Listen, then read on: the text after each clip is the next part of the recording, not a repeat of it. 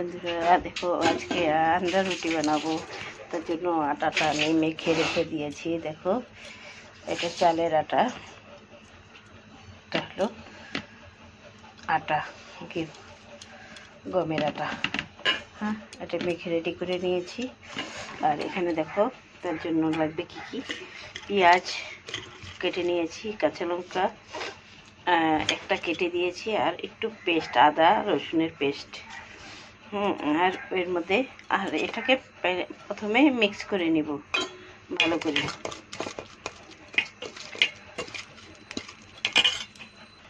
দেখো ডিমটা ভেঙে এখন ভালো করে মিক্স করে নিচ্ছি।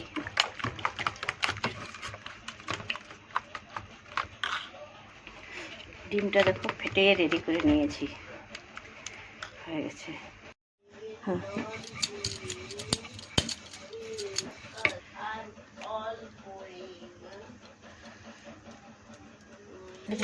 তাওয়া